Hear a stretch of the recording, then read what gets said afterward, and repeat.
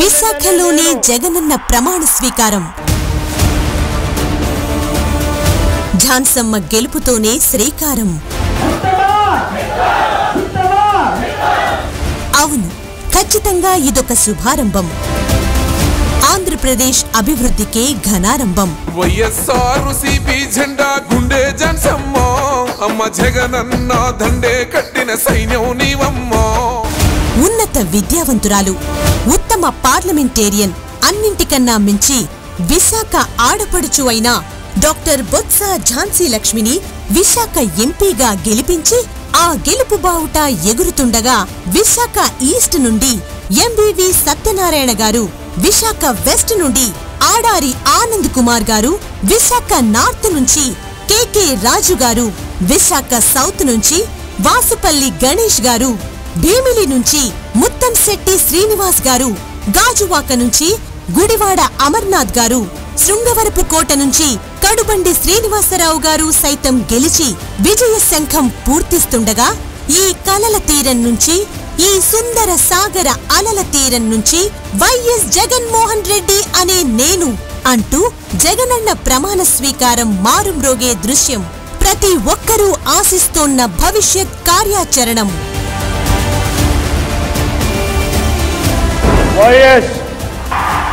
ఇదే ప్రమాణ స్వీకారం మరోసారి రిపీట్ అయితే ఆంధ్రప్రదేశ్ అభివృద్ధి మరింత ముందుకు సాగడం ఖాయం. ఇప్పటికే విశాఖను ప్రపంచ చిత్రపటంలో ఎంతో ప్రత్యేకంగా నిలపడం కోసం జగనన్న ప్రభుత్వం చేయని యత్నం లేదు. అందుకే అంటోంది, ఉద్యోగాల కోసం, పరిపాలనా రాజధాని కోసం జగనన్నే కావాలి, ఝాన్సమ్మే రావాలి అని. పరిశ్రమలు, పెట్టుబడులు, ఉద్యోగాల కల్పనే లక్ష్యంగా జగనన్న విజన్ విశాఖ కార్యాచరణ అసమానమైనది. విజన్ విశాఖలో పొందుపరిచిన ప్రతి అంశాన్ని సాధించడమే ధ్యేయంగా మన విశాఖ ఆడపడుచు డాక్టర్ బొత్స ఝాన్సీ లక్ష్మి అహర్నిశలుగా శ్రమించడానికి సదా సిద్ధమంటున్నారు. మన ప్రాంతం బాగుండాలి, మన పిల్లల భవిష్యత్తు బాగుండాలి. ఇక్కడ ఈవేళ గ్లోబల్ ఇన్వెస్టర్స్ కూడా ఇక్కడికి వచ్చి ఈ ప్రాంత అభివృద్ధిలో భాగస్వామ్యులతో పాటు వాళ్ళు చేస్తున్న ఇండస్ట్రీస్, ఇప్పటికే దానికి కావాల్సిన ఇండస్ట్రీస్ కూడా పెట్టున్నాయి. మధురవాడలో ఐటీ సర్జ్ లాంటివి తీసుకొచ్చి మరి గ్లోబల్ ఇన్వెస్టర్స్ని ఈరోజు తీసుకొచ్చి పెట్టడానికి కానీ, అలాగే బీచ్ ఏరియాలో కూడా ఐటీ జోన్ని తీసుకొచ్చి దాన్ని కూడా ఈరోజు దాని ద్వారా ఈరోజు ఒక ప్రశాంతమైన వాతావరణంతో పాటు ఈరోజు ఆ సజ్జల వల్ల ఇక్కడ చాలామంది ఈరోజు ఉపాధి అవకాశాలు, మన పిల్లలు ఈ ప్రాంతంలోనే ఈరోజు సర్వీస్ చేయడానికి అవకాశాలు కల్పించే విధానం కానీ. ఇంతకీ ఏమిటి విజన్ విశాఖ అంటే? విశాఖ నగర విస్తరణ, కనెక్టివిటీ, ఇతర మౌలిక సదుపాయాలను అభివృద్ధి చేయడం ద్వారా ఈ నగరాన్ని విశ్వ నగరంగా తీర్చిదిద్దాలన్నది జగనన్న దృఢ సంకల్పం. ముంబై, చెన్నై, హైదరాబాద్, బెంగుళూరు తరహాలో ఆంధ్రప్రదేశ్కు ఒక మహానగరాన్ని తయారు చేయడం, తద్వారా పెట్టుబడులను ఆకర్షించడం విజన్ విశాఖ ప్రధాన ఉద్దేశం. విశాఖ మన రాజధాని, ఉద్యోగ అవకాశాలను కల్పించే వరప్రదాయిని. ఆంధ్రుల సాంస్కృతిక వారసత్వాన్ని చాటే విశ్వ కళానగరం అని సగర్వంగా చెప్పుకునేలా తీర్చిదిద్దడమే విజన్ విశాఖ ముఖ్య లక్ష్యం. రాష్ట్ర, కేంద్ర ప్రభుత్వాలు, ప్రైవేట్ సంస్థల భాగస్వామ్యంతో విశాఖ సమగ్రాభివృద్ధికి అత్యధికంగా నిధులు వ్యయం చేయనుంది మన జగనన్న ప్రభుత్వం. చేయలేనివి కాకుండా వాస్తవికంగా సాధ్యమయ్యే అంశాలని ఈ విజన్ డాక్యుమెంటులో పొందుపరచడం జరిగింది. కనెక్టివిటీలో భాగంగా 8,980 రూపాయలు, 82 కోట్లతో 12 ఫ్లైఓవర్ల నిర్మాణం, 6 లైన్ల బీచ్ కారిడార్ ప్రాజెక్టు, సబ్బవరం నుండి శీలానగర్ వరకు 6 లైన్ల రహదారి, శీలానగర్ నుండి పోర్టు వరకు రోడ్డు నిర్మాణం, మరో 1906.5 కోట్లతో నగరంలో వివిధ రోడ్ల నిర్మాణం విశాఖ అభివృద్ధికి మరింత ఊతమివ్వనుంది.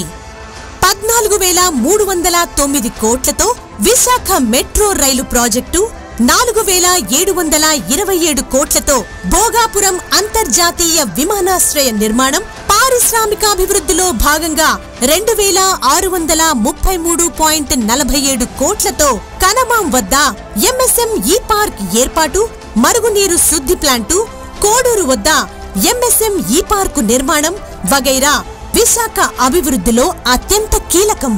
10,823 కోట్ల పారిశ్రామిక పెట్టుబడుల్లో భాగంగా ఎన్టీపీసీ గ్రీన్ హైడ్రోజన్ ప్రాజెక్టుతో పాటు టీవీఎస్ లాజిస్టిక్స్, జేఎస్డబ్ల్యూ పారిశ్రామిక పార్కు తదితరాల కృషి కోసం 975 కోట్లతో విశాఖలో 24 గంటలు మంచినీటి సరఫరా పథకం, 1,703 కోట్లతో నగరంలో మురుగునీటి వ్యవస్థ ఏర్పాటు వంటి వాటితో విశాఖ మౌలిక వసతుల సదుపాయం మరింత విస్తరించనుంది. 178.22 కోట్లతో ఎకో వైజాగ్ పేరుతో ఫ్లోటింగ్ సోలార్ ప్లాంట్ల నిర్మాణం, వనాల నిర్మాణం, 16 కోట్లతో బీచ్ క్లీనింగ్ కార్యక్రమం, వీటితో పాటు 4,039.20 కోట్లతో జగనన్న కాలనీ నిర్మాణం, 1,250 కోట్లతో మాల్స్, గ్లోబల్ కన్వెన్షన్ సెంటర్ల ఏర్పాటు, ఇలా చెప్పుకుంటూ పోతే విశాఖ విశాల ప్రయోజనాలను దృష్టిలో ఉంచుకొని ఎన్నెన్నో చర్యలు. విశాఖను వివిధ రకాలుగా అభివృద్ధి చేయడమే లక్ష్యంగా ప్రణాళికా రచన జరుగుతోంది. ఇదంతా సజావుగా జరగాలంటే విశాఖవాసి చేయి కలపాలి. వైజాగ్ అద్భుత ప్రగతికి ప్రతి ఒక్కరూ కట్టుబడాలి. మన విశాఖ ఎంపీగా బొత్స జాన్సమ్మనే ఎంపీగా గెలిపించుకోవాలి. ఆంధ్రప్రదేశ్ ముఖ్యమంత్రిగా జగనన్నే కావాలి. విశాఖ ప్రజల బాగోగుల కోసం, భావితరాల ఉజ్వల భవిష్యత్ కోసం ఝాన్సమ్మే ఎంపీగా రావాలి అన్న మాట ఎందుకొచ్చింది? ఝాన్సమ్మకు ఉన్న అర్హతలేంటని చూస్తే మన ప్రాంత అవసరాలు తెలిసిన వ్యక్తి, మన ఆలోచనలతో సారూప్యత ఉన్న మన విశాఖ ఆడపడుచు శ్రీమతి Botsa Jhansi Lakshmi. Sir, I request the government to take immediate steps to allocate captive iron ore mines to the మన తరపున విశాఖ గళాన్ని వినిపించే సమర్థత, సంకల్పం, విశాఖపై మమకారం మెండుగా ఉన్న ప్రజా నాయకురాలామే. బొబ్బిలి, విజయనగరం ఎంపీగా 2 సార్లు ఎంపికై పనిచేసినప్పుడే విశాఖకు సంబంధించి 30 అంశాలపై ఆమె పార్లమెంటులో మాట్లాడారు. BHPV, Hindustan ship yard, Visakha airport నిర్వహణ, మత్స్యకారులకు గుర్తింపు కార్డులు, విశాఖకు ఐఐఎం, విశాఖ రైల్వే ఆధునీకరణ వంటి ఎన్నో అంశాల్లో విశాఖకు మంచి జరిగే వరకు ఆమె పట్టు విడవకుండా కృషి చేశారు. Regarding setup of world class university at Visakhapatnam, Andhra Pradesh. Sir, పుట్టిన ఊరిపై ఆమెకున్న ప్రేమతోనే నాడు పార్లమెంటులో విశాఖ వాణిని బలంగా వినిపించారు. ఇప్పుడు విశాఖ ఎంపీగా ఆమె ఎన్నికైతే ఎంతో మేలు చేయగలరు. హెరిటేజ్, మన కల్చర్ని భావితరాలకు అందించడంతో పాటు ప్రపంచవ్యాప్తంగా కూడా మన గొప్పతనాన్ని ఇక్కడ పెద్దల్ని అందరినీ తెలపడానికి ఒక అవకాశం కుదురుతుంది. ఇప్పటికే వాటికి కావలసిన వాటి అన్నింటినీ కూడా డెవలప్ చేసుకుని వెళ్తున్నారు. అటు బీచ్ అన్నీ కూడా సుందరీకరణ చేస్తూ 10 బీచ్లని ఈరోజు స్పాట్లుగా పెట్టి ఏర్పాటు చేసి తీసుకుని వెళ్ళటం, విశాఖపట్నాన్ని అనేకమైన సుందర నగరంగా అనేక స్పాట్లు ఏర్పాటు చేసి పెట్టడం, పోర్ట్ నుంచి అవసరమైన ఏవైతే ఉన్నాయో ఇంటర్నేషనల్ ఎయిర్పోర్ట్ వరకు దాన్ని కూడా ఈరోజు గ్లోబల్ ఇన్వెస్టర్స్ రావాలంటే మనకి ఇంటర్నేషనల్ ఎయిర్పోర్ట్ రావాలి. దాని శరవేగంతో పనులు కూడా జరుగుతున్నాయి.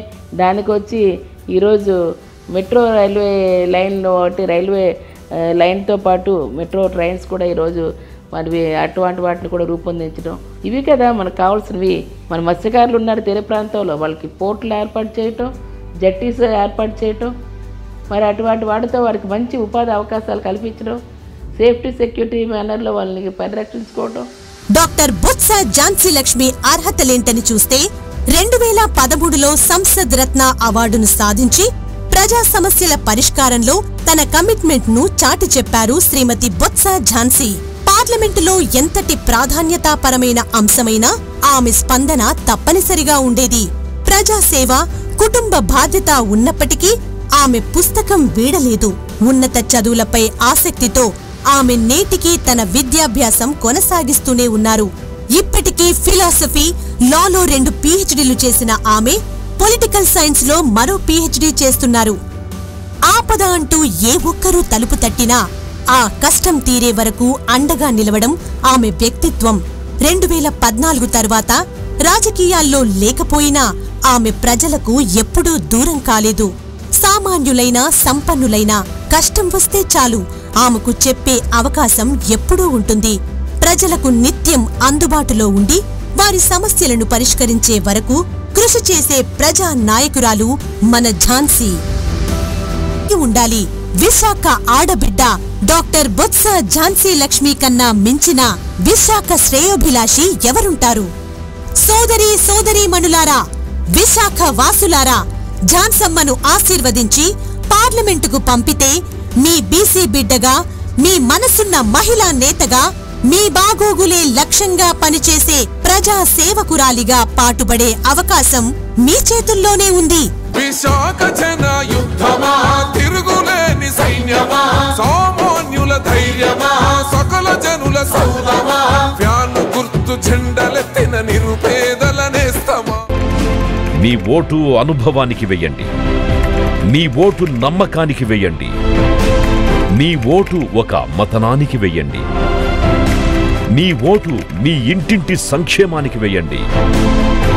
మీ ఓటు విశాఖ